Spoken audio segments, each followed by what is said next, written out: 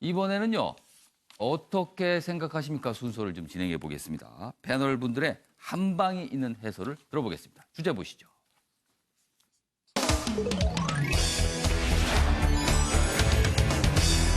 오늘 어떻게 생각하십니까? 주제는 진보 얘기입니다. 진보 인사들이 몇 가지 얘기들을 하는데 이 부분이 진보의 분열일까? 아니면 진보의 뭔가 자성으로 봐야 되는 건가? 여러 가지 해석이 가능할 것 같습니다.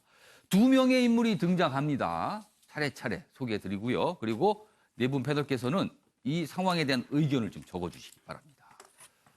먼저 동아일보 기사 진중권 동양대 교수입니다. 최근에 조국 정국 이 과정에서 뭔가 그동안 진보 진영의 많은 다수의 의견과는 약간 결이 다른 얘기를 하면서 좀 여러 가지 얘기가 있었죠. 그런데 또 얘기를 합니다. 진중권, 기회 평등, 과정 공정 아니잖아요. 이렇게 얘기합니다. 라디오 인터뷰에서. 방송에 출연해 조국 논란 입장을 밝혔다. 신뢰한 분, 의지했던 정당 못 믿는다. 윤리적으로 완전히 패닉 상태다. 진보, 이제는 기득권이다. 젊은 층에게 미안합니다.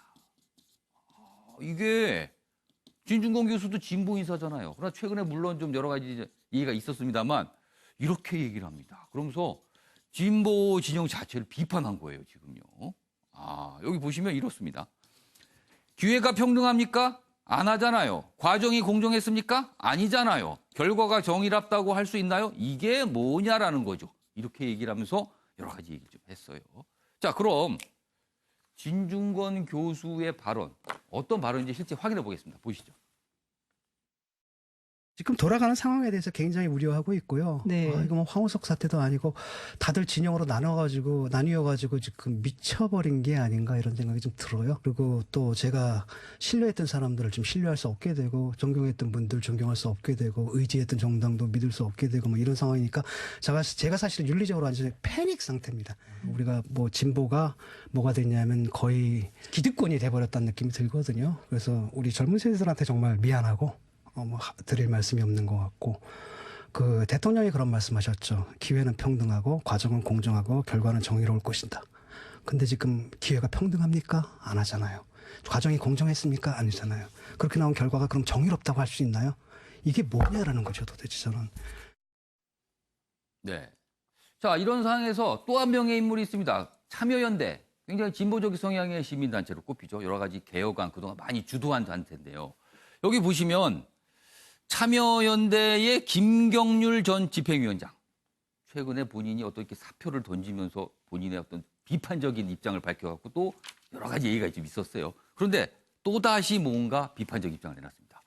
조국 비판 김경률. 가족 사모펀드 문제 더 크게 발전될 수 있다. 이 사모펀드 문제 이거 심상치가 않다. 참여연대의 인물이잖아요. 근데 그동안 참여연대는 사실은 지금 정부에 대해서 굉장히 어떻게 보면은 뭐랄까요? 지원을 한달까요? 아니면 공감을 한달까요? 이런 입장이었는데 결이 다른 주장이 나오는 겁니다. 여기 보시면 이 김경률 전 집행위원장은 회계사이기도 합니다. 그래서 이런 경제 문제에 대해서 굉장히 좀 해박하다고 평판이 돼 있는데 여기 보시면 회계사, 경제학 박사 밤샘 분석했다. 그 결과 이거 문제 더 크게 발전될 수 있다라고 본다는 거예요. 그리고 참여연대가 임무 방기하고 있다. 이렇게 또 비판을 합니다. 여기 좀 더 보면요. 조 장관 가족이 투자한 이 사모펀드는 심각한 문제가 있고 더 크게 발전될 수 있다. 이렇게 주장을 했어요. 그리고 여기 있습니다. 그리고 참여연대에 관련된 얘기 같아요. 시민단체로서 정치 권력, 경제 권력을 감시하는 본연의 임무를 망각한 것이다. 지금 모습이 그렇다. 또 이렇게 질타를 합니다. 자, 그럼 여기서요. 어떤 발언인지 좀 더 확인해 보겠습니다. 보시죠. 이것은 어떤 예단적인 측면 그리고 사실은 어떤 의심되는 부분이 있으면 항상 뛰어드는 것이지만 네. 권력형 범죄로의 비화 가능성이 있다라고 봐서 네. 저희가 수일에 거쳐서 몇 명이 이제 밤샘을 하면서 분석을 했고요. 네. 그에 대해서 저희는 좀 이것은 심각한 문제가 있고 더 크게 발전될 수 있다라고 봐서요. 어느 정도 사실 부분에 대해서 사실 판단에 있어서 충분한 증거를 가지고 있다 이렇게 말씀드릴 것 같습니다. 제가 자, 두 명의 볼 진보 진영에 속해서 뭔가 진보 인사로 통하잖아요. 진중권, 김경률. 이 두 인물의 이런 어떤 비판, 질타. 이번 패널께서는 어떻게 보시는지. 자, 먼저 정우갑 시장님 어떻게 생각하십니까? 그 검찰 개혁, 예. 검찰 수사 행태의 문제와는 별개로 예. 조국 가족들 특히 입시 문제를 둘러싼 여러 논란은 우리 사회에 던지는 메시지가 굉장히 크다고 봅니다. 특히 그 진보 진영에 던지는 메시지가 예. 크다. 과거 우리 사회는 예를 들면 보수하면 부패, 진보는 공정 정의 예. 이 같은 가치가 어느 정도 성립이 돼 있었는데. 예. 돌이켜보니까 꼭 그런 것만 아니구나. 예를 들면, 진보에서도 일종의 이제 불평등, 이익을 앞세운 불평등 동맹에 포함되어 있는 건 아니냐라는 그 같은 지적을 충분히 받을 수 있는 예. 우리 사회가 한번 새롭게 느낄 수 있는 계기가 전 됐다고 봅니다. 그리고 지금 뭐 진 교수라든가 여러 측면 진보 내에서 나름대로 비판들이 옵니다. 저는 그것이 또 다른 사회 발전을 위한 하나의 저는 과정이라고 이해가 됩니다. 그러니까 건강한 모습으로 보시는 거네요. 그렇죠. 그러니까 그 문제에 대해서 지금 예를 들면 예. 어떤 기회평등이라는 부분에 대해서 조국 장관 본인 스스로도 사죄를 했습니다. 예. 그렇지 못한, 그런 기회를 갖지 못한 분에게 죄송하다는 얘기를 했습니다. 당연한 얘기인 거고. 그리고 진보 안에서도 그 같은 여러 가지 문제들에 대해서 드러난 문제에 대해서 공론화시켜서 스스로 반성을 할 건 하고 또 뉘우칠 건 뉘우치고 바뀌어야 될 건 바뀌어야죠. 그래야지만 이 국가라는 것이 또 사회가 또 성숙된 어떤 계기로 발전해 나가는 것이지 그걸 무작정 덮는다? 그건 맞지 않죠. 그러니까 저는 이 조국 장관을 둘러서 여러 전 사회적인 여러 현안들에 대한 논란들이 뭐 진보 보수의 문제를 떠나서 사회가 성숙해가는 과정이 될 것이다. 그리고 진보 안에서도 민주적인 어떤 토론 방식, 의사결정 방식 이런 것에 대해서 새롭게 한번 깨우치는 그런 계기가 됐으면 좋겠다. 그런 생각을 해봅니다. 저희가 어떻게 생각하십니까? 제목을 진보의 분열일까? 진보의 자성일까? 이렇게 달아놨는데 정우갑 실장님께서는 자성 쪽에 좀 무게를 두시고 설명을 해 주신 것 같아요. 최영우 고문께서는 어떻게 생각하십니까? 뭐 진보의 사전적인 의미를 보면 어디론가 간다는 얘기거든요. 사회를 어떤 뭔가 이렇게 앞으로 나가는 거잖아요. 나간다는 건데 어디를 같이 가려 그러면 서로 신뢰가 없어서는 안 됩니다. 어디 부산에 가자 그러는데 아니야 포항을 가야 돼, 대구를 가야 돼.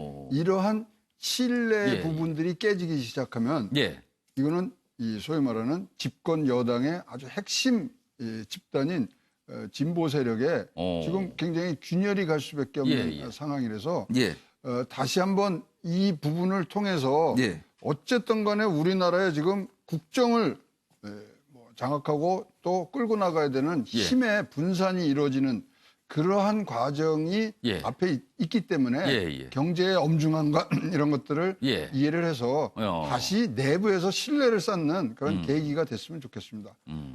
같이 가면 멀리 가고 혼자 가면 빨리 간다는 아프리카 속담이 있듯이 진보는 어디론가 나가는데 신뢰는 아주 필요한 그런 엔진이라고 생각을 합니다. 빨리 멀리 갈 수는 없나요?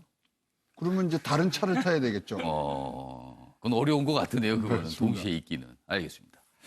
자, 현구택 변호사께서는 진중권, 김경률 각각 이름을 약간 쓰시고 별개로 설명을 보고 적어놓으셨네요. 싶은데요. 왜냐하면 김경률 전 집행위원장 얘기하는 이제 시민단체의 기본 목표가 권력기관 비판이다. 그건 맞는 것 같아요. 근데 이분이 권력기관이라고 지금 보는 건 아마 조국 장관을 얘기하는 것 같은데 지금 많은 국민들이 조국 장관을 수사하는 검찰에 대해서도 문제를 제기하고 있거든요. 검찰이 과연 제대로 하고 있는가.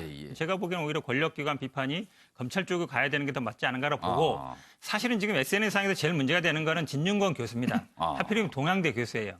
지금은 정 교수하고도 아는 사이고 조국 장관하고 논란의 대상인 대학입니다. 그렇죠. 조국 장관하고 뭐 대학 동기 친구 사이인데 많은 분들이 묻는 게 이거예요. 그러면은 그 동양대 총장의 학력 부분 이런 부분은 왜 윤리성이나 도덕성 문제 제기하지 않느냐. 그거에 대해서는 왜 침묵하느냐. 그러니까 본인이 다니고 있는 학교고 그다음에 교수고 거기에 총장이기 때문에 침묵하는 게 아니냐. 이 부분에 대해서 제가 보기에는 진중권 교수는 반드시 제가 보기에 한마디를 해야 됩니다. 이 부분이 뭐 만약에 윤리적으로 문제가 있다든지 아니면 뭐 총장에 대해서 뭐라도 하든지 안 그러면 조국 장관의 문제는 도덕성의 문제가 있다.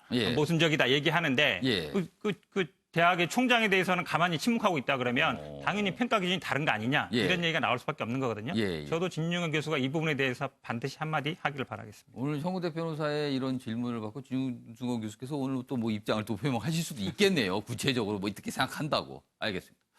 자, 변완봉 변호사는 예.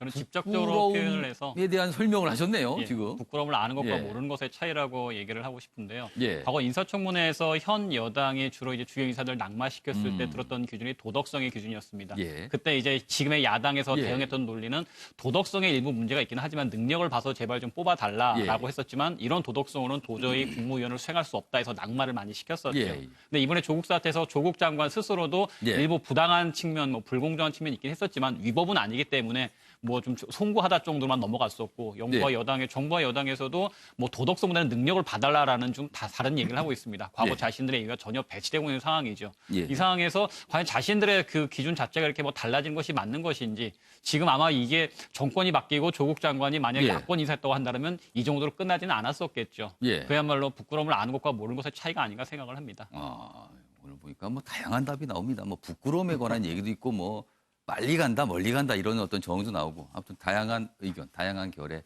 해석이었습니다.